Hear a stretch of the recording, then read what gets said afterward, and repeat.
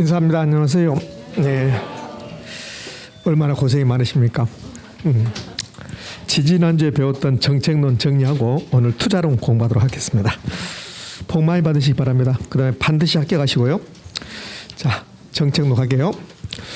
정책론에서 가장 먼저 정부의 시장 개입 세 가지 이야기했잖아요. 정부는 시장의 실패를 수정해서 개입할 수 있다. 사회적 목표를 달성해서 개입할 수 있다. 경제 안정을 위해서 개입할 수 있다. 기억납니까? 그럼 1번은 정부는 시장의 실패를 수정하고 또는 보완하고 이렇게 나와요. 수정 대신에 보완하고 사회적 목표를 달성하기 위하여 부동산 시장에 개입할 수 있다. 그럼 1번 지문은 O입니까? X입니까? O입니다. 2번 지문은 시장의 실패 원인 암기상이라고 했습니다. 그럼 시장의 실패 원인 시장의 불안전성, 다른 말로 불안전 경쟁, 독점, 과점, 공급 독점, 규모 경제, 비용 체감 산업, 공공재, 예부 효과. 공공재가 나오면 무임승차, 예부 효과는 정예부 효과, 부예부 효과, 정보의 비대칭성, 정보의 불안전성, 역선택, 도덕적 개입. 필기노트 있는 것을 그대로 제가 언급했습니다. 저 잘하죠? 예.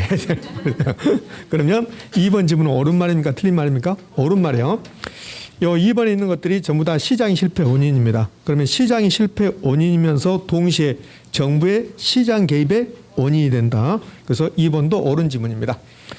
3번하고 4번은 정책 수단, 개입 방법, 직접 개입, 간접 개입 구별하는 거. 공공 들어가고 공영 들어가면 직접, 돈 나오면 간접. 그렇죠? 그럼 3번 공공토지비축. 공공토지비축제도 3번에 이 말하고 4번에 토지은행하고 같은 말입니다. 토지수용, 개발부담금 돈 나왔습니다. 그럼 토지수용까지는 직접이고 개발부담금은 간접이고 공영개발 직접이고 공공임대주택 직접입니다. 공공임대주택을 대표하는 게 행복주택. 그럼 행복주택도 우선 직접입니다. 대부비율 간접입니다. 그럼 이 중에서 개발부담금과 대부비율은 간접이야. 그래서 전부 다 직접이라고 하면 틀린 지문이에요. 어디가 틀렸습니까? 그러면 개발부담금하고 대부비율은 간접 개입입니다. 이렇게 하신다는 거 틀렸습니다. 4번 토지은행, 공영개발사업, 공공투자사업 이거는 직접 개입입니다. 그다음에 종합부동산세 세금, 총부채 상환비율 간접입니다. 그러면 4번 지문은 O입니까? X입니까? O입니다. 자, 이제 시장의 실패로 갑시다. 시장의 실패에서 가장 중요한 파트는 예부 효과. 그다음에 두 번째 이제 공공재. 그럼 이제 공공재가 나오면 1번처럼 공공재가 나오면 두 가지. B자가 있는가 없는가. 그다음에 과소생산 이렇게. 그럼 1번 공공재는 비경합성과 비배제성. B자 있네요. 그럼 일단 옳은 말이에요. 이어지는 말이 과소생산인가 과잉생산인가 그 두 파트가 두 부분이 중요합니다. 재화로 시장에 맡기면 과소생산된다. OX? O입니다. 2번 예부효과. 그러면 세 가지가 나와야 돼. 의도하지 않을 거, 제3자에게 영향을 미칠 거, 시장기구를 통하고 통하지 않고 통하지 않고. 그런데 2번 집을 봤더니 예부효과는 어떤 경제주체의 경제활동에 의도한 행위가 OX? X. 의도하지 않고 해야 돼서 틀렸습니다. 시장기구를 통하여 틀렸죠. 시장기구를 통하지 않고 이렇게 해야 되니까 두 군데가 틀렸습니다. 다른 경제주체의 효용에 영향을 미치는 현상을 말한다. 이 뒷부분 옳은 말이죠. 다른 경제주체에 영향을 미치는 것을 예부효과라 하니까. 근데 앞부분이 틀렸습니다. 전체적으로 틀렸습니다. 3번 생산과정에서 부예부효과. 부예부효과를 다른 말로 예부 불경제, 예부 비경제, 부정적 예부효과 이렇게 부르잖아요. 그럼 생산 과정에서 부예부효과 발생했다. 그럼 사회적 비용을 증가시킨다. 공예 산업이니까 공예 비용을 증가시킨다. 사회적 비용을 증가시킨다. 맞습니까? 그러면 사적 비용이 사회적 비용보다 더 크다. OX, X. 사회적 비용이 더 큰 거죠. 사회적 비용이. 그래서 3번 틀렸습니다. 4번 생산 과정에서 부의 예부효과를 발생시키는 재화의 공급을 시장에 맡길 경우 그 재화는 사회적 체적 생산량보다 많이 생산되는 경향이 있다. 과잉 생산된다. OX? O. 그래서 이제 3번은 생산 과정에서 부예부효과는 사회적 비용을 증가시킨다. 4번은 과잉 생산된다. 이렇게. 토지정책. 토지정책에서 가장 중요한 게 지역지구제. 지역지구제가 나오면 그러면 부예부효과 제거 감소. 근데 이거는 지금 정의 예부 효과를 제거 감소시키는 데 있다고 그랬습니다. O입니까 X입니까? X요. 지역 지구제의 목적은 부의 예부 효과 제거 감소. 근데 정이라고 나왔네요. 그래서 틀린 지문이 됐습니다. 2번 용도 지역 지구제는 토지용 계획의 내용을 구현하는 법적 행정적 수단 중에 하나이다. O일까 X일까? O요. 이거 실제로 나왔던 지문이에요. 이 말은 이런 뜻이에요. 용도 지역 지구제는 법적으로 하고 있다. 무슨 법에 의해서? 국토의 계획 및 이용에 관한 법률에서. 그다음에 사인이 하는 게 아니죠. 국가가 하는 거잖아요. 국가가 국토 계획 및 이용에 관한 법률에서 용도 지역 지구제를 시행하고 있다. 그걸 행정적이라고 해요. 행정적. 국가가 하는 것을 행정적. 그래서 이거 옳은 지문입니다. 실제로 나왔던 지문을 제가 그대로 옮겨놓은 거예요. 3번 국토의 계획 및 이용에 관한 법률상 용도 지역은 도간 농자. 맞죠? 도시적, 관리적, 농림적, 자연환경 보존적이 있다. 옳은 지문. 4번 국토 계획 및 이용에 관한 법률에 의하면 용도 지역은 중복에서 지정할 수 있다 없다? 없다. 용도 지역은 중복에서 지정할 수 있다가 아니라 없다. 그래서 틀린 지문입니다. 용도 지역만 중복 지정되지 않는다. 용도 지구는 용도 구역은 중복에서 지정할 수 있다 없다? 있다. 좀. 자, 5번 토지 비축 제도. 토지 비축 제도 우리나라에 시행하고 있습니까? 예. 이게 토지은행 제도야. 비축된 토지는 어디에서 관리합니까? 한국토지주택공사에서 관리하고 있습니다. 토지은행 제도는 우리나라에 시행하는 제도고 직접 개입이고 한국토지주택공사에서 업무를 수행하고 있고 토지 비축 제도의 목적은 두 가지. 미래 공공용지의 원활한 공급과 토지시장의 안정을 목적으로 한다. 됐죠? 그래서 이 5번 지문이 잘 나와요. 토지 비축 제도는 공익사업용지의 원활한 공급과 토지시장의 안정에 기하는 것을 목적으로 한다. OX 5. 자, 6번은 우리나라에 시행하지 않는 제도입니다. 제가 5가지 언급했어요.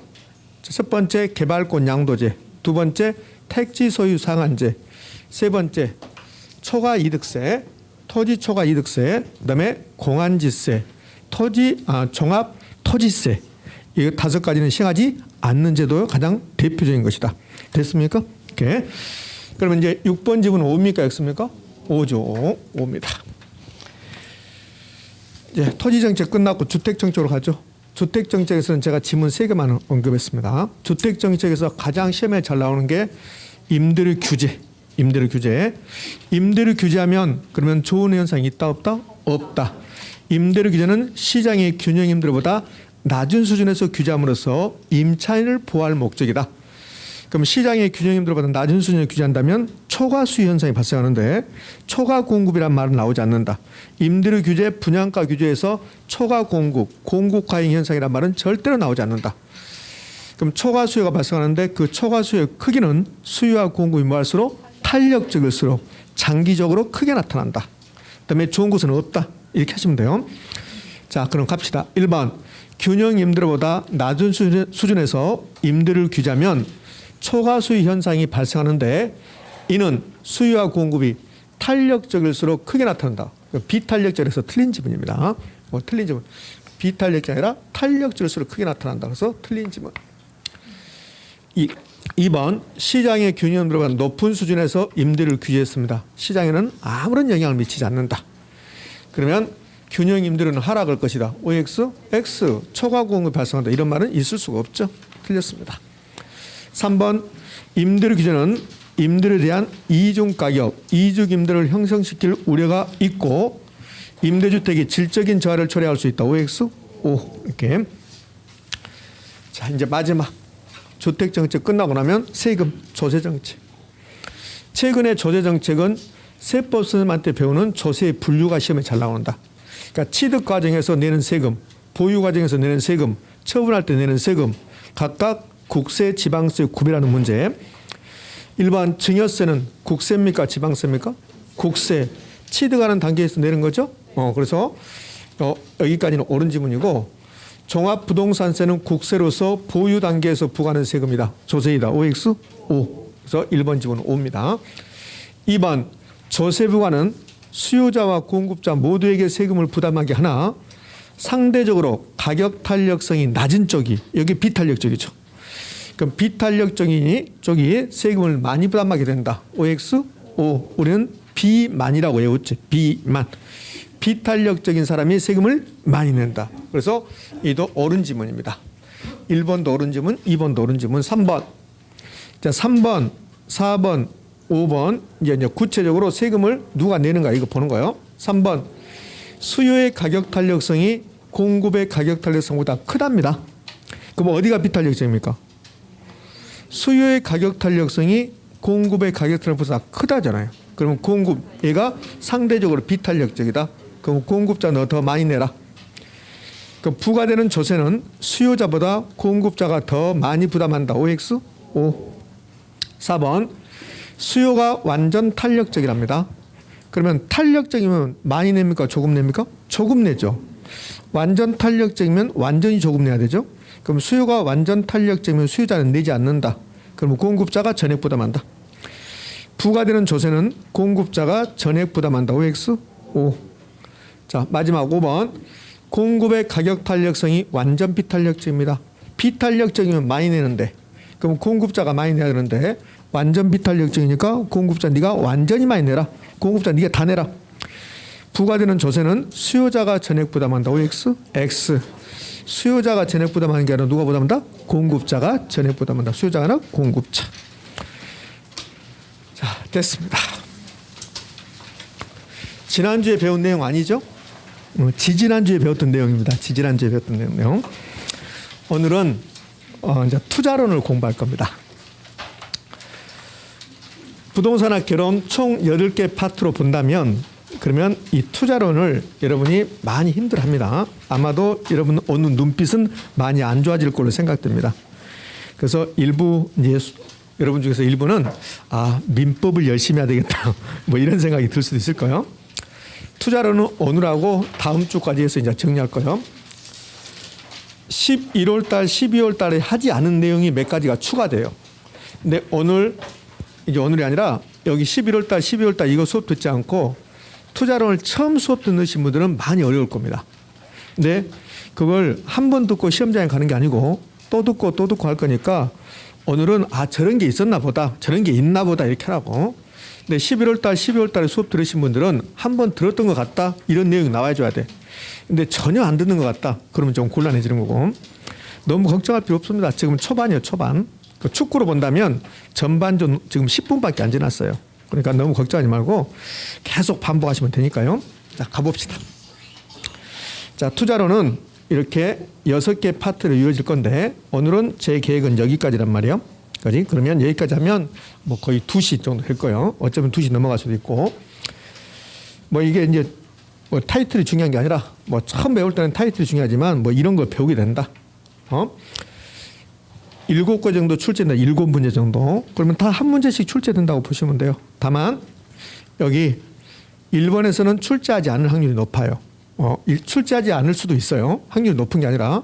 근데 2번 위험, 수익률 둘 중에 2문제가 다 나오거나 한 문제는 좀 빠지거나 무조건 2번에서는 한 문제 나오고 포트폴리오 나올 때 있고 안 나올 때도 있고 화폐 시장 같이 계속 나오고 현금 수지 여러분 시험에서는 거의 100% 나올 거고 그럼 이렇게 할 수 있잖아요. 여기 2개 묶어서 어쩔 때는 2문제인데 한 문제 나올 수 있고 그다음에 포트폴리오 안 나올 수도 있고 나올 수도 있고 화폐 시장 같이 나오고 현금 수지 나오고 그러면 하나, 둘, 셋, 4개밖에 안 돼요. 이렇게. 그럼 투자로는 7문제가 출제된다 했잖아요. 그럼 여기서 3문제까지 가능합니다. 투자 분석 기법에서.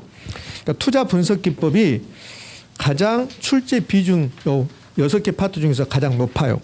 다음 주에 하게 될 건데 여기는 뭐 수식 암기하고 또 문제도 풀어봐야 되고 계산 문제도 풀어봐야 되고 이제 이렇게 돼 있어요. 물론 지금은 계산 문제 푸는 게 아니겠지만 자 그럼 이제 개념하고 지렛대 효과부터 이제 가봅시다. 이제 걱정할 필요 없어요. 벌써 여러분 긴장하신 것 같은데.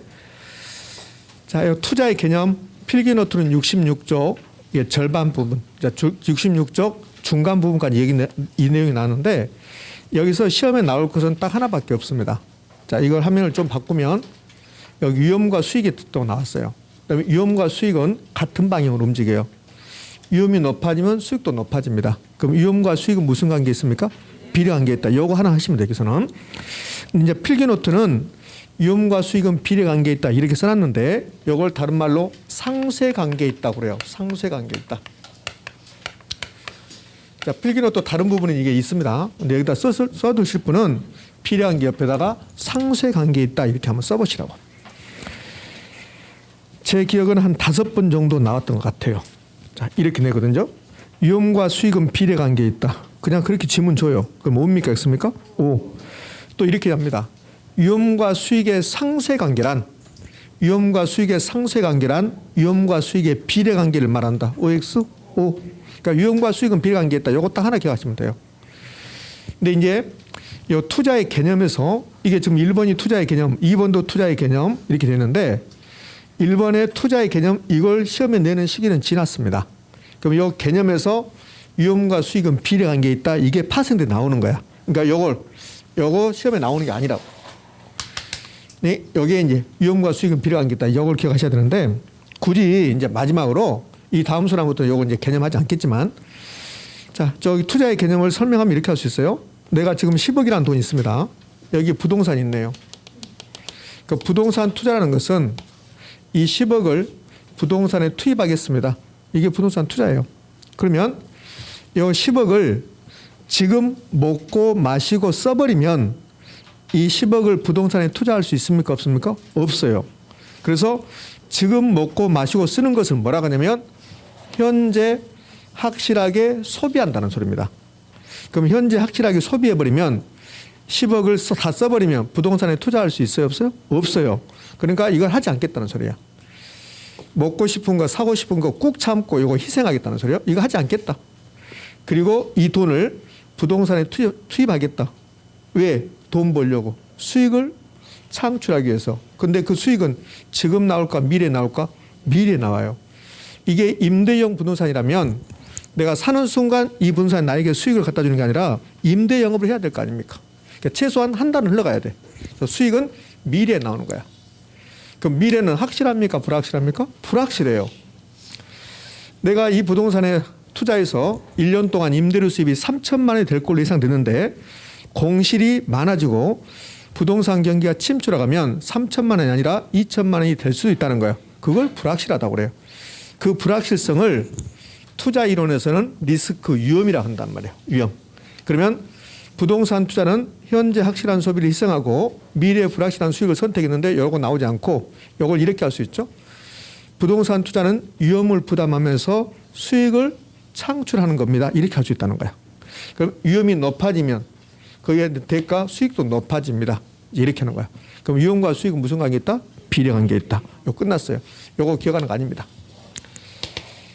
자, 그럼 이제 위험에서 한 문제, 수익에서 한 문제 거의 고정적으로 나온다고 생각하시면 돼요. 자, 이제 두 번째. 2번 투자와 투기를 지금 비교해놨는데 우리 시험에서 투자와 투기를 비교하십시오 이런 거 안 나옵니다. 여기 투자의 개념을 알아야만이 이 다음에 이어지는 것을 알 수 있다는 거예요. 그럼 투자와 투기의 차이점.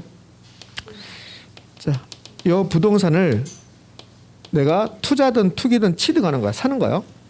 그리고 내가 3년 동안, 2년 동안, 1년 동안 또는 하루 동안 가지고 있다. 그게 보유야. 보유하는데 이게 임대형 부동산이다. 고시용 건물이다. 그럼 그냥 사서 방치하고 있다가 그리고 팔아버린다. 그러면 방치한단 말은 운영하지 않는다는 소리야. 이렇게 되면 투기라 그래요. 근데 투자는 취득해서 고시용 건물이면 고시용 건물 임대 영업을 한다는 소리야. 그걸 운영한다고 한다고. 그 운영하고 일정 기간에 팔겠다. 이걸 투자라고 그래요. 투자와 투기 비교해서 뭐가 투자고 뭐가 투기입니까? 안 나옵니다. 그럼 투자는 취득하는 단계, 운영하는 단계, 처분하는 단계 이 3단계가 있다는 거예요. 의미하셨죠? 여기까지도 시험에 나올 일이 없어요. 자, 그러면 3번 투자 분석이란 말 나왔네. 이 투자 이론에서는 이 투자 분석이 가장 중요한 말이야. 아까 첫 번째 화면에서 투자론의 6개 파트를 나눠봤는데 그중에서 시험에 가장 많이 나온 파트가 뭐라고 했습니까? 투자 분석이라고 해서 투자 분석. 봐요. 여기 투자 분석 기법. 이게 3문제까지 가능하다고 했잖아요. 그러니까 투자 분석이란 말이 가장 중요한 말이야. 이 6번 투자 분석을 하기 위해서 이런 내용들을 공부하는 거라고. 합계 시장 가치니 현금 수준이 뭐 포트폴리오 전부 다 투자 분석을 하기 위해서 공부하는 거라고. 그러니까 마지막에 이제 투자 분석이라는 게 가장 중요한 파트가 되는 거예요. 그러면 이 투자 분석이란 말이 도대체 무슨 말일까? 투자 분석이란 말. 투자 분석이란 말이 무슨 말이냐면 이 부동산 투자 가치가 있냐 없냐 따져보겠다. 결국은 투자할까 말까 결정하겠다. 이게 투자 분석이야. 그럼 어느 경우에 투자합니까? 돈 버는, 돈이 되면 투자한다는 소리야. 이 부동산에 돈을 투자한다면 내 돈 나갈 거야. 이렇게 현금 지출. 근데 이 부동산이 나에게 돈을 벌어줄 거라고, 수입을 갖다 줄 거라고. 그러니까 투자 분석은 투자 여부를 결정한다는 소리고, 결국 어느 경우에 투자합니까? 이거 투자한다고 나왔네요. 그러면 수입이 지출보다 더 크다면 투자하겠다는 소리야. 그럼 결국은 투자 분석은 이 대상 부동산, 투자 대상 부동산으로부터 예상되는 수익과 지출을 따져보겠습니다. 그 말이 되는 거야. 그럼 앞으로는 예상은 생략이에요. 투자 이론은 전부 다 예상이에요. 투자하지 않았습니다.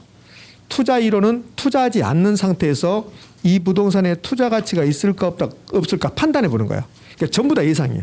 그러니까 앞으로는 예상을 다 생략.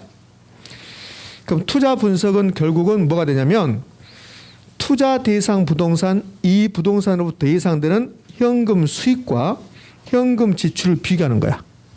그럼 현금 수익과 지출을 이걸 줄여서 수입의 수, 지출의 지자를 따서 이 두 개를 묶어서 현금 수지라고 그래. 현금 수지. 그럼 투자 분석이란 말은 결국은 뭘 따지는 겁니까? 현금 수지를 따지는 거야. 수지 타산을 따져본다. 이게 투자 분석이 된다고. 제가 장황하게 설명했지만 여기서 기억할 내용은 딱 하나밖에 없어요. 위험과 수익은 무슨 관계 있다? 비례 관계 있다. 요거 하나. 이제 두 번째 기억해야 될 게 여기 지금 여기 2번에서 3번에서 배웠던 내용을 이제 두 번째로 이제 기억해야 되는데 그게 이제 뭐가 되냐면 투자 분석은 결국은 현금 수지, 현금 수지, 현금 수지를 따지는 건데 지금부터 현금 수지를 따져보자고요. 네? 4번 현금 수지의 측정. 이게 투자 대상 부동산입니다. 투자 대상 부동산이다. 이 말은 이 부동산을 내가 투자할까 말까 고민한다는 소리야. 이게 임대용 부동산이네요. 근데 이 부동산의 가격이 10억짜리랍니다. 그럼 이 부동산 투자 분석한다. 이 말은 네 글자로 말하면 뭡니까? 현금 수지 따져본다. 현금 수지. 그래서 현금 수지를 측정해 보겠다는 소리예요. 수지를 다른 말로 하면 흐름이에요. 흐름. 현금 수익과 지출, 현금이 들어오고 나간 거. 현금이 들어가고 나가는 것을 흐름이라고 해요. 흐름. 영어로 말하면 캐시플로우 그러잖아요. 그러면 10억짜리 부동산이 매물로 났는데 제가 투자자인 내가 이게 투자 가치가 있는가 없는가 따져보겠다. 그게 현금 수지를 측정하는 거야. 근데 현금 수지가 이제 어떻게 발생하는가? 어차피 이제 이 부분이 시험에 나올 거란 말이에요. 근데 부동산 가격이 10억이라면, 이 부동산 가격이 10억이라면 이 부동산에 투자한다면 총 투자액이 얼마일까요? 10억. 부동산 가격과 총 투자액이 같은 말이라는 것을 기억하셔야 돼. 그러면 이 부동산에 내가 투자한다면 10억이 나갈 거라고. 근데 애석하게 내가 가진 돈은 5억밖에 없어요. 그러면 5억밖에 없는데 10억짜리 부동산에 투자한다면 일단 은행에서 돈을 빌려와야 되겠지. 그래서 이 총 투자액이 나오면 자본 구조가 나와야 돼. 자본 구조. 내 돈하고 은행 돈하고. 그러면 이 자기 자본이 내 돈인데 자기 자본하고 똑같은 말을 지분 또는 지분 투자액이라고 그래. 이걸 자본이라고 그래. 그럼 이제 은행 돈이 나와야 되겠죠? 은행 돈, 타인 자본, 뭐 차입금, 융자, 저당, 부채 여러 가지로 부를 수 있다고. 그럼 타인 자본을 다른 말로 저당 투자액, 부채라고 그래요. 그럼 내 돈이 5억이면 은행 돈은 얼마일까? 5억이겠지. 10억짜리 부동산이 매물로 났는데 나는 5억밖에 없다. 그럼 은행에서 5억을 빌려와서 투자한다면 과연 수지 타산이 맞을 것인가 따져보겠다는 소리야. 그럼 이제 수지 타산을 따질 때 이 부동산 취득합니다. 취득한 때는 돈이 들어올까 나갈까요? 나가요. 그래서 현금 유출이라고 불러. 근데 꼭 유출이라고 할 필요 없어요. 지출액에도 상관없습니다. 그냥 나가는 개념이면 돼요. 현금 유출, 현금 지출 또는 투자 금액, 투자 비용 이렇게 부르는 거야. 그럼 여기서 얼마 나갈까? 10억 나가겠죠. 자, 이제 이게 임대용 부동산이니까 사서 내가 3년 동안 보유한다면 임대 영업을 할 거라고. 임대 영업. 그 임대 영업을 하는데 이걸 운영한다고 그래요. 운영하고 영업이 똑같은 말이야. 그러면 영업하는 과정에서 현금이 들어오는 게 있고 현금이 나가는 게 있다는 거야. 그럼 영업하는 과정에서 현금 들어오는 게 가장 대표적인 게 뭘까? 임대료 수입. 나가는 것은요. 나가는 것은 경비 같은 거 나가겠죠. 자, 그러면 이 사례에서 영업하는 과정에서 나가는 것 중에 하나가 이자가 나가야지. 은행에서 5억을 빌려오니까. 맞죠? 이자가 나갈 거라고. 그럼 운영하는 과정에서 영업에 따른 현금 수입과 지출이 있는데 이걸 영업 현금 수지를 다른 말로 흐름이니까 영업 현금 흐름 이렇게 불러요. 근데 현금은 거의 생략하고 영업 수지, 영업 흐름 이렇게 부릅니다. 근데 이것만 있는 게 아니라 처분할 때, 팔 때, 매각할 때 현금이 들어오는 게 있고 나가는 게 있어요. 이걸 처분 현금 수지 또는 매각 현금 수지, 현금 생략하고 처분 수지, 매각 수지 이렇게 불러요. 그럼 여기서까지 해서 시험 지문에 이제 몇 번 나온 게 있어요. 봐요. 부동산 투자에 따른 현금 흐름은 보유 기간 동안의 현금 흐름과 처분 시 현금 흐름이 있다. OX? 여기 시험 지문이에요. 부동산 투자에 따른 현금 흐름은 영업 현금 수지와 처분 시 현금 수지가 있다. OX? 이것도 시험 지문이야. 그런데 이걸로 끝나면 좋을 텐데 우리를 약간 힘들게 하는 게 이런 말이 나와요. 영업에서 돈 벌면 그것을 소득이득이라고 불러요. 그다음에 처분할 때 돈 벌면 이것을 자본이득이라고 불러요. 그러니까 여기 이제 하나 추가되는 거야. 그럼 부동산 투자에 대한 대가, 이 부동산에 투자한 대가는 두 가지 형태로 나타난다는 소리야. 소득이득과 자본이득 나타난다. 됐습니까? 여기 이제 30회 때 시험 지문이라고. 그러니까 이 부분은 이렇게 내기도 하고 이렇게 내기도 하고 그다음에 이렇게 내기도 하고 시험 지문에 곧잘 나오죠. 자, 봅시다. 여기에 부동산 투자에 대한 대가는 보유시 대상 부동산 운영으로부터 나오는 무슨 이득? 소득이득. 처분 시 자본이득의 형태로 나타난다. OX? 이렇게. 그럼 지금까지 배웠던 거, 지금까지 15분 배웠는데 투자는 두 가지 기억하는 거예요. 위험과 수익은 무슨 관계 있다? 비례관계 있다. 그다음에 부동산 투자에 따른 현금 수지는 현금 흐름은 영업 과정에서 보유 과정에서 운영 과정에서 나타나는 소득이득과 처분 시 자본이득의 형태로 나타난다. 됐습니까? 이렇게. 자, 이 화면 넘기기 전에요. 제가 하나 물어볼 겁니다. 여기 타인 자본과 자기 자본이 나왔는데 부동산학에서는 반드시 남의 돈을 먼저 쏘는 거야. 내 돈이 밑에 있는 거야. 내 돈이 자기 자본이죠? 그 타인 자본을 먼저 썼잖아요. 무조건 타인 자본을 먼저 써주는 거야. 그러니까 총 투자액이 나오면 내 돈하고 은행 돈이 있다. 은행 돈을 먼저 써준다는 거예요. 그 밑에 내 돈이고. 되셨죠? 꼭 그렇게 하셔야 돼요. 자, 이제 이 타인 자본과 자기 자본을 써놓고 이렇게 분수식을 만들었습니다. 이렇게. 그럼 이 분수식 이름이 뭐냐고 제가 물어보는 거예요. 타인 자본 나오고 그러면 그 밑에 뭐가 나와야 돼? 자기 자본. 그럼 자동적으로 나와야 돼. 그러면 여기 부채가 나오면 부채가 타인 자본이야. 그럼 내 돈 나와야지. 자본 나와야지. 이렇게. 자, 저당이 은행 돈이야. 저당이 나오면 그 밑에는 지분 이렇게 나와야지. 이렇게. 다 똑같은 말이에요. 이렇게. 그럼 제가 여러분에게 물어본 거 이거라고. 이렇게 분수식 만들었어요. 이렇게 분수식 만들었습니다. 이렇게 분수식 만들었습니다. 이 분수식의 이름이 뭐예요?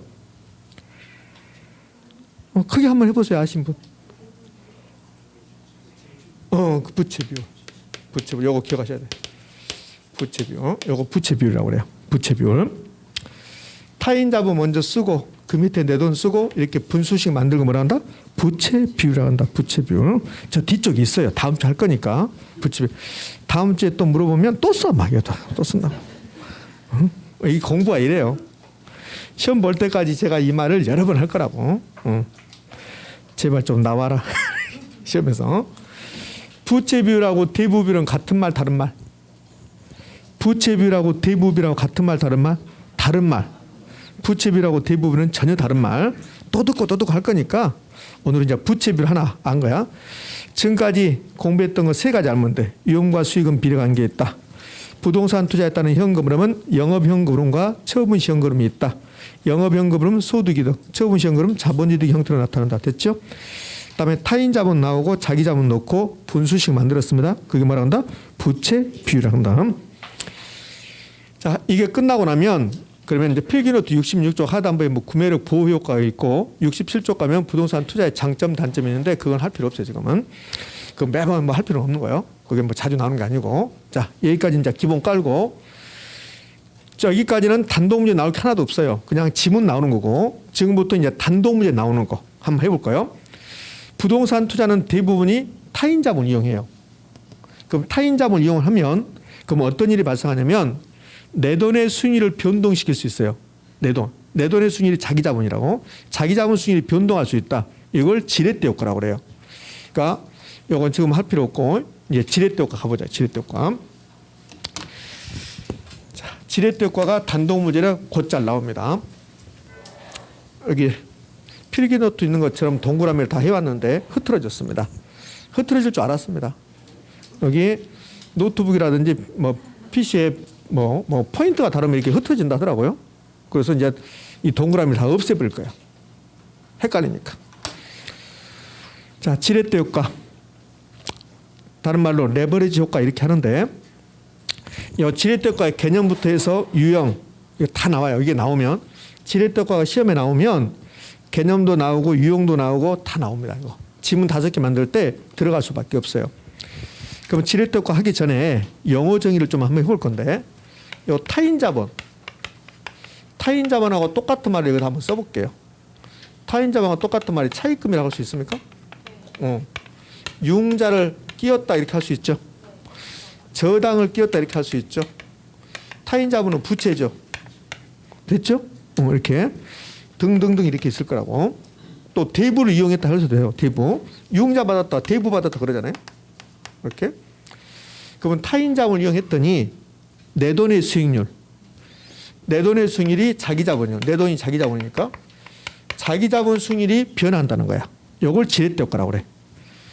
타인 자본 이용했습니다. 이걸 이용했어요. 이걸 이용했더니 그랬더니 자기 자본 수익률의 변화가 초래됐다. 이걸 지렛대 효과다 이렇게 불러요.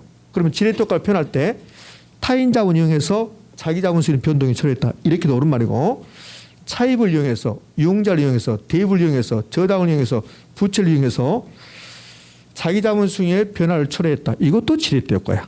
그러니까 지렛대 효과를 표현하는 방법은 여러 가지 있을 수 있다는 소리야. 그러니까 이거 다 외울 필요 없고 그냥 남의 돈 빌려서 투자했더니 내 돈의 수익률이 변화했다. 이게 지렛대 효과야. 그런데 이 자기 자본 수익률 변화를 초래했다 이렇게 나오면 좋을 텐데 자기 자본 수익률하고 똑같은 말이 나와. 그럼 자기 자본을 다른 말로 뭐라 할까요? 자기 자본을 지분 또는 지분 투자에 그런다고. 그럼 자기 자본이 10억이다. 그 10억이 지분 투자액이 된다고. 그럼 자기 자본 수익률을 다른 말로 지분 투자액 대비, 지분 투자액 대비 수익률 이렇게 하는 거라고. 이렇게. 또 자기 자본을 지분이라 그러는데 이걸 또 다른 말로 순자산이라고 그래요. 순자산. 그러면 자기 자본 수익률을 다른 말로 지분 투자액 대비 수익률 또는 그냥 지분 수익률 이렇게 한단 말이에요. 그다음에 순자산 대비 투자 수익률 이렇게도 부른다고 이렇게. 여러 가지로 표현할 수 있다는 소리예요. 수익률 이렇게. 그럼 지렛대 효과 개념을 하려면 엄청나게 많이 만들 수 있잖아요. 타인 자본 이용해서 자기 자본 수익률 변화에 초래했다. 타인 자본 이용해서 지분 투자액 대비 투자 수익률 변화에 초래했다. 타인 자본 이용해서 순자산 대비 투자 수익률 변화를 초래했다. 맞습니까? 이렇게. 요거 지렛대 효과요. 그러니까 어떻게 나오든 다 지렛대 효과입니다. 우리가 이제 일상생활에서 가장 흔한 지렛대 효과가 이거요. 전세를 끼고 주택을 샀더니 주택 가격이 올라가 준다면 그럼 내 돈의 수익이 높아질 수 있다. 여기 이제 지렛대 효과요. 여기도 3번 나오죠. 전세를 끼고 주택을 사는 경우도 지렛대 효과로 볼 수 있다. OX? 거기 시험 지문이에요. 융자를 이용했다. 이게 저당을 설정했다는 소리예요. 최근에 이렇게 나왔잖아요. 저당을 설정하여 주택을 구입한 것도 지렛대 효과로 볼 수 있다. OX? 그죠? 자, 이렇게 지렛대 효과 개념이 끝났어요, 이제. 여기 보면 뭐 진폭을 크게 했다. 여기 중요한 게 아니에요. 그러니까 자기 자본 수익률 변동했다 하면 되니까 뭐 진폭을 크게 했다. 그거 꼭 외울 필요 없어요. 자, 지렛대효과 개념이 끝났습니다. 그러면 이제 타인 자본을 이용하지 않는 경우하고 타인 자본을 이용하는 경우를 좀 비교할 건데, 지렛대효과는 타인 자본 이용한 거죠. 타인 자본 이용한 겁니다. 그럼 타인 자본 이용하지 않았어. 타인 자본 이용하지 않았다. 차입이 없다는 소리야. 그럼 차입 없이 투자했습니다. 그럼 차입이 없으면 어떤 일이 발생하냐면, 자, 자기 자본하고 차입이 없으면 자기 자본하고, 그 자기 자본이 10억이라고 봐요. 그러면 총 투자액도 얼마일까? 총 투자액도 10억이야. 그러면 자기 자본하고 총 투자액이 똑같아. 이거 자기 자본이 지분 투자액이죠. 또 총 투자액을 총 자본이라고 그래. 총 자본. 오케이? 그럼 차입이 없다면 총 자본하고 자기 자본은 똑같다. 지분 투자액하고 총 투자액하고 똑같다. 맞죠? 그러면 차입이 없다면 자기 자본 수익률하고 총 자본 수익률하고 같을까 다를까? 같겠죠. 차입이 없으면 자기 자본 수익률이 10%다. 그러면 총 자본 수익률도 10%가 되는 거죠. 차입이 없다면. 됐죠? 근데 차입이 있으면, 이 차입을 하면 어떤 일이 발생하냐면 총 자본 수익률은 안 바뀌어요. 총 자본 수익률은 차입이 있든 없든 은행에서 돈을 빌려오는데 차입하는데 이자를 많이 주든 조금 주든 돈을 많이 빌려든 조금 빌려든 총 자본 수익률은 변동하지 않습니다. 다만 차입을 하게 되면 요 자기 자본 수익률이 변화할 수 있다는 거야. 요걸 지렛대 효과라고 그래요. 그러면 이제 요 지렛대 효과가 이제 요 개념은 끝났고 유형으로 가면 자기 자본 수익률이 상승하는 경우가 있고 자기 자본 수익률이 떨어지는 경우가 있고 자기 자본 수익률이 변동하지 않는 경우가 있단 말이에요. 지금 요 지렛대 효과 유형은 타인 자본 이용한 거예요. 지금 타인 자본 이용했습니다. 그랬더니 여기 자기 자본 수익률, 요 자기 자본 수익률이 변동할 수 있다는 거예요. 물론 변동하지 않을 수도 있죠. 일반적으로 지렛대 효과 그러면 정의 지렛대를 말해요. 근데 꼭 정의 지렛대만 있는 게 아니라 부의 지렛대도 있고 중립 지렛대도 있다는 거야. 근데 일반적으로 지렛대 그러면 정의 지렛대를 말한다고. 은행에서 돈 빌려왔는데 내 돈의 수익률이 떨어질 것 같으면 그러면 돈 안 빌려오겠죠.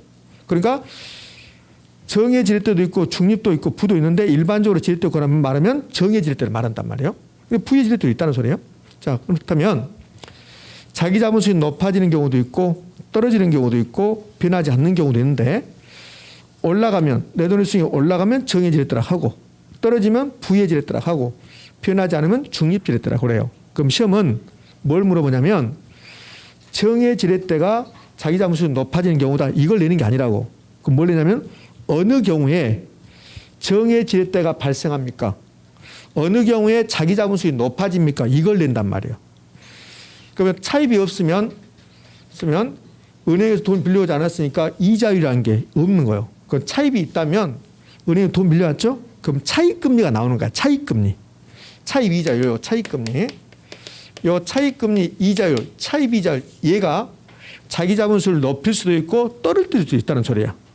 그러니까 지렛대 효과에서 가장 중요한 말은 요 차익금리라고. 차익금리. 차입금리, 대출 이자율 크기에 따라서 내 돈의 수익률이 높아질 수도 있고 떨어질 수 있다는 소리야. 근데 그냥 차익금리라고 제가 표시했지만 여기다가 제가 이렇게 차익금리, 요 차가 차익금리, 이것도 차익금리입니다. 근데 시험은 차익금리라고 나온 적도 있지만 차익금리라고 나오지 않고 최근에 이렇게 내요. 차익금리하고 똑같은 말이 많이 있어요. 이거 쓸 필요 없어. 그 필기노트 다 있으니까. 쓰고 싶으면 또 써 그냥. 그치? 그럼 차익금리하고 똑같은 말이 요 차익금리는 대출 이자율이야. 차익금리, 차입이자율, 대출 이자율, 대출금리, 융자 이자율, 융자 금리 다 똑같은 말이야. 근데 최근에 잘 나온 말은 이렇게 잘 내요. 제가 은행에서 5%로 돈을 빌렸어요. 차익금리가 5%예요. 그럼 이 5%는 은행 입장에서는 수익률입니까? 아닙니까? 수익률이죠. 그래서 이 차익금리를 요즘 시험에서 우리 시험에서는 저당 수익률이라고 이렇게 나온다고. 저당 수익률이라고. 요거 기억하셔야 돼요. 그럼 저당 수익률은 다른 말로 또 저당 이자율 이렇게. 그러니까 차익금리하고 뭐가 똑같다? 저당 수익률. 그럼 이 차익금리 자리에다가 저당 수익률하고 고쳐서도 상관없다는 거예요. 이렇게. 여기 정, 중립, 부를 결정할 때 차익금리가 결정하는데 근데 숫자를 가지고 설명하면 쉬워져요. 근데 숫자 가지고 설명하는 순간 여러분은 미간은 좁아져요. 인상이 안 좋아진다고. 그래서 지금은 이 숫자 가지고 설명하지 않고 이 다음에는 제가 숫자 가지고 설명해 볼 거라고. 그럼 숫자 가지고 설명하면 아 그렇구나 이렇게 된다고. 근데 숫자 하지 말고 지금은 한번 느낌으로 한번 보면 돼요. 돈을 빌려왔어요.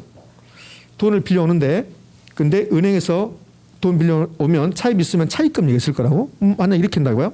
차입이자율이 0.001%다. 차입이자율이 0.001%면 이자 낼 때 계산도 복잡해. 그잖아요. 얼마 내야 될지. 그냥 공짜예요. 공짜. 이렇게 되면. 이렇게 낮은 금리로 빌려오면 내 돈의 수익이 높아질까 떨어질까? 높아져요. 높아진다고. 이걸 지렛대 효과라고 그래요. 아니 이걸 정의 지렛대라고 한다고. 그러면 차입금리가 0.001%다. 그러면 이제 총자본수익률 이렇게 쓸 건데 총자본수익률이 10%야. 이 말은 은행에서 나에게 돈을 빌려주면 그 돈 가지고 내가 투자한다면 10% 수익을 낸다는 소리야. 근데 수익을 10% 내서 이 10%를 벌어서 은행에다가 0.001% 줘야 돼. 이 계산도 안 돼. 그러면 약 9.99%가 내 돈의 수익을 높여버려요. 이렇게 차익금리가 낮아지면 총자본수익률보다 차익금리가 낮으면 그러면 자기자본수익률이 높아져요. 자기자본수익률, 지분수익률이 이렇게 높아진다고. 이걸 정의지렛대라고 그래요. 그럼 여기 이제 총자본수익률이 있을 거라고. 자, 돈 안 빌렸다 이봐요. 안 빌렸다. 그럼 돈 안 빌려면 이게 없을 거라고. 이게 없으면 총자본수익률이 10%다. 그러면 자기자본수익률도 10%라고 이렇게. 안 빌려오면. 그런데 돈을 빌려오게 되면 이 차익금리가 매우 낮으면 총자본수익률은 10% 그대로 있는데 자기자본수익률이 이게 15가 될 수 있다는 거예요. 자기자본수익률이 높아진다는 거예요. 이걸 정의지렛대라고 그래요. 자, 이게 이해가 됐으면 이렇게 하면 되잖아요. 차익금리가 5%다. 근데 이 5%를 빌려서 투자하면 내가 10% 수익을 낼 수 있다. 그러면 10% 수익을 내서 은행에다 5를 주면 나머지 5가 남죠? 그 5가 내 돈의 수익률을 높여버린다는 소리야. 그래서 내 돈의 수익률이 15가 될 수 있다. 이걸 정의지렛대라고 그래요. 그러면 이제 두 번째는 저는 만약에 총자본수익이 10%인데 차익금리도 10%다. 그러면 10%를 벌어서 은행에다 10을 그대로 줘야 돼. 그럼 나에게 떨어진 게 있다 없다? 없다. 그럼 내 돈의 수익률은 그대로 있는 거야. 10%로. 이걸 중립지렛대라고 그래요. 중립지렛대는 차익금리와 총자본수익이 같으면 그러면 자기자본수익 변동 안 해서 총자본수익 10%, 자기자본수익 10% 똑같다. 이걸 중립지렛대 이렇게 해요. 요즘은 중립지렛대가 시험에 잘 나와요. 그러면 어떻게 내냐면 중립지렛대 효과란 이렇게 안 내요. 예전에는 앞에다가 정의지렛대 효과란, 중립지렛대 효과란, 부의지렛대 효과란 이렇게 줬다고. 근데 요즘은 이 말을 다 빼요. 이 말을 빼고 어떤 식으로 출제하냐면 이렇게요. 중립이란 말 딱 빼고 총자본수익률과 차익금리가 같으면 자기자본수익률에 영향을 미치지 않는다. OX, O라고. 여기다 이제 하나를 더 추가해 준다고 요즘은.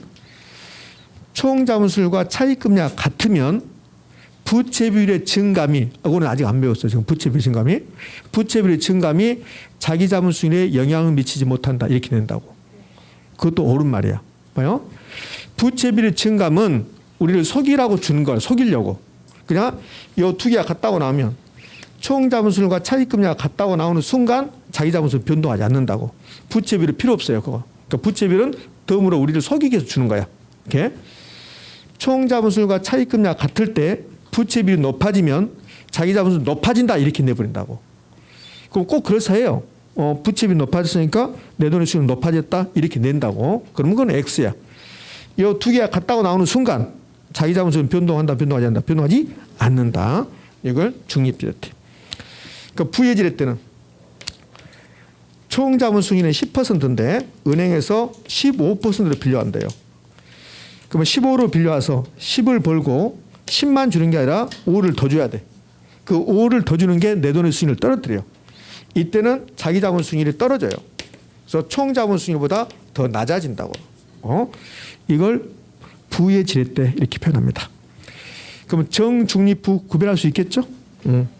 그러면 한 15, 16년 전에 시험 문제는 아주 착실하게 15, 16년 전에는 이 부분을 시험에 출제할 때 아주 착하게 냈어요. 그대로 줘요. 그대로. 정의 지렛대 효과란 총 자본 수익률이 저당 수익률보다 높을 때 자기 자본 수익률이 상승하는 경우를 말한다. OX, O 이렇게 했다고 착실하게 그대로. 근데 요즘에 이거 다 빼. 얘도 다 빼고 나온다 이렇게. 됐죠? 응? 지금까지 지렛대 효과의 개념하고 유형까지 했습니다. 근데 복잡한 이유는 똑같은 말이 너무나 많으니까. 차익금리라고 나오면 딱 좋을 텐데 차익금리하고 똑같은 말은 저당 수익률, 저당 이자율, 유용자 이자율 복잡하다고. 그냥 타인자본 하면 좋을 텐데 타인자본 차익금, 저당 끼고 유용자 끼고 부채를 이용해서 이렇게 복잡하게 된다고. 자기자본 수익률, 지분투자 수익률, 지분투자액 대비 수익률 또는 순자산 대비 투자 수익률이 있다 이래 된다고. 그러니까 좀 힘들어지는 거예요. 자, 이제 지렛대 효과에서 세 번째가 시험에 엄청 잘 나오는 거. 세 번째가 타인 자본 이용했습니다. 그럼 타인 자본 이용하면 좋은 게 있고 나쁜 점이 있다는 거야. 꼭 좋은 것만 있는 게 아니라 나쁜 점도 있다는 거예요. 자, 그럼 보자고요. 타인 자본에서 투자했습니다. 그러면 지렛대 효과가 기대될 수 있겠죠. 그러니까 타인 자본 이용했다고 해서 무조건 내 돈의 수익이 올라가는 거 아니죠. 근데 내 돈의 수익이 올라갈 수 있겠죠. 정의 지렛대가 발생한다면. 그래서 자기 자본 수익을 높일 수 있다. 다른 말로 지렛대 효과가 기대된다. 이게 좋은 점이야. 그런데 내 돈만 가지고 투자했다. 망했다. 그럼 내 돈 다 날리는 거야. 근데 은행에서 돈을 빌려서 투자했다. 망했다. 그러면 은행 또 못 갚으면 그러면 내가 가지고 있는 아파트 다 날리는 거지. 내가 10억이 있었다. 그 10억을 투자해서 사업했는데 망했다. 그럼 10억만 날아가는 거야. 근데 부동산 아니 은행에서 돈 빌려서 투자할 때 아파트를 담보로 제공하고 돈 빌렸어요. 근데 사업에 실패해요. 그럼 아파트도 넘어가는 거죠. 그러면 전액 자기 자본 투자하는 게 아니라 은행에서 돈 빌려서 투자한다면 투자 리스크가 더 커진다는 거야. 그게 나쁜 점이야. 그러니까 좋은 점은 자기 자본수를 높일 수 있다. 지렛대 효과가 기대되는데 내 금융적 위험은 바로 이 다음 시간에 배워요. 투자 위험이 증가한다, 감소한다? 증가한다. 근데 이걸 감소한다고 잘 낸다고. 감소한다고 증가한다. 이게 밝은 점이라면 이게 어두운 점이죠. 명암이죠. 명암. 좋고 나쁨이 긍정적과 부정적이 동시에 발생하는 거예요. 3번 지문이 엄청 잘 나와요. 3번 지문은 지렛대 효과가 나오지 않아도 시험 지문에 잘 나옵니다.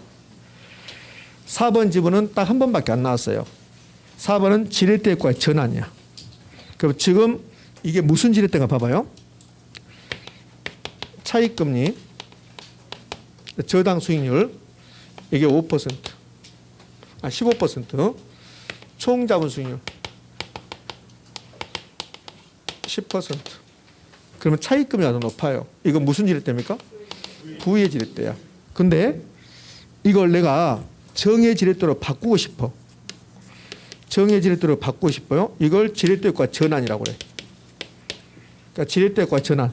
지렛대과의 전환은 부의 지렛대를 정의 지렛대로 바꾸고 싶다는 소리예요. 그럼 어떻게 해야 될까? 그러면 차익금리를 낮춰버리면 돼. 이렇게 하면 되잖아요.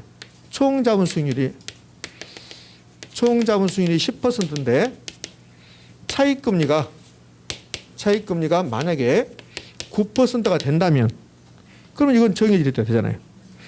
그럼 부의 지렛대를 정의 지렛대로 전환시키려면 바꾸려면 그럼 뭘 낮춰라? 차익금리를 낮춰라. 그런데 시험은 부채 비율을 낮춤으로써 부의 지렛대가 정의 지렛대로 전환된다 이렇게 출제했어요. 뭡니까 X입니까? X요. 차익금리 낮춰야 돼. 부채 비율을 낮추면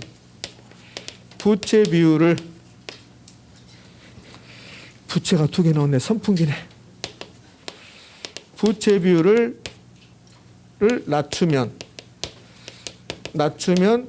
부의 지렛대가 정의 지렛대로 전환된다. OX, X. 부채 비율을 낮추는 게 아니라 뭘 낮춰라? 차익금리를 낮춰라. 그러니까 지렛대 효과에서 가장 중요한 말은 차익금리가 되는 거예요. 차익금리. 지렛대 효과에서 이제 계산 문제가 하나 있어요. 자기 자본수를 계산 문제가 있다고. 그러니까 계산 문제 지금 하는 게 아니니까 여러분들 계산 문제 하고 싶어도 꼭 참고 있으시라고. 나중에 다 될 거니까. 자, 그러면 지렛대효과에서 지금까지 배웠던 거 기출 지문 정리하고 이번 시간 마무리하도록 할게요.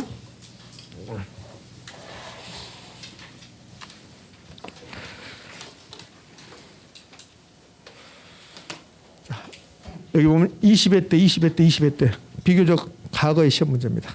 시험 지문 1번 레버리지 효과란 지렛대 효과란 타인 자본을 이용할 때 부채 비율의 증감이 자기 자본 수익에 미치는 효과를 말한다. OX O. 자기 자본 수익의 변화를 초래한다는 거. 변화를 초래한다. O. 옳은 지문. 2번 정의 레버리지 효과란 저당 수익률이 여기에 차익금리잖아요. 총 자본 수익보다 낮을 때 발생한다. OX O. 3번 부의 레버리지 효과란 부채 비율이 커질수록 자기 자본 수익이 하락하는 것을 말한다. 부의 레버리지 효과는 자기 자본 수익이 떨어지는 거라고. 근데 그러니까 부의 레버리지 효과가 나왔다는 소리는 돈을 빌려왔다는 소리야. 근데 부의 레버리지 효과는 자기 자본이 떨어져. 근데 부채 비율이 커졌단 말은 은행에서 돈을 많이 빌려왔다는 소리야. 그러니까 이런 뜻이라고 이게. 자, 부의 레버리지란 말은 일단 부의 레버리지 효과 나왔으니까 돈을 빌려왔다는 소리야. 그러면 총 자본 수익률이 여기에 10%인데 차익금리가 15%라 해봐요. 그렇게? 그럼 차익금리가 더 크죠. 그 부의 지렛대야. 자, 이런 상태인데 은행에서 돈을 많이 빌려와 버려. 그러면 은행에 돈을 많이 빌려왔단 말을 부채 비율이 높다는 소리야. 이렇게 되면 내 돈의 수익률이 많이 떨어진다는 소리야. 의미 아셨습니까? 이거 부의 지렛대죠. 부의 지렛대. 그래서 옳은 지문이야. 그러니까 이걸 빼서 여러분 헷갈리게 할 뿐이지 이건 별 의미가 없어요. 이거 빼도 성립해요. 부의 레버리지 효과란 자기 자본 수익이 하락한 것을 말한다. OX? O. 예. 다만 부채 비율이 커지면 내 돈의 수익이 많이 떨어져요. 부채 비율이 작으면 내 돈의 수익이 조금 떨어지고 무조건 내 돈의 수익이 떨어지는 거야. 부의 지렛대는. 부의 지렛대는 내 돈의 수익이 떨어지는데 부채 비율이 높으면 많이 떨어진다. 그런 의미예요 이게. 4번 총 자본 수익률과 저당 수익률이 동일한 경우. 이거 똑같아요. 그러면 자기 자본 수익은 변동하잖아요. 뒤에 부채 비율 어쩌고 저쩌고 필요 없어요. 한 경우 부채 비율의 변화는 자기 자본 수익률에 영향을 미치지 못한다. OX? O. 이걸 중립 지렛대. 자, 5번이 시험에 잘 나왔다 했어요. 타인 자본 이용으로 레버리지를 활용하면 지렛대 효과를 이용하면 그 말이야. 그럼 투자 위험이 감소된다. OX? X. 투자 위험 한다? 증가한다. 됐죠. 이렇게. 이 5번 지문이 가장 많이 나왔던 지문이에요. 저 틀렸습니다. 이렇게. 자, 첫 번째 시간은 여기까지고 이제 기본서는 필기 노트 있는 정도로 해주시면 되니까 여러분이 거기 기본서에는 파란색으로 되어 있는 부분만 좀 신경 써서 봐주시면 돼요. 굳이 뭐 기본서를 보고 그럴 필요는 없을 것 같아요. 자, 고생하셨고 10분 쉬었다 계속 이어서 합니다.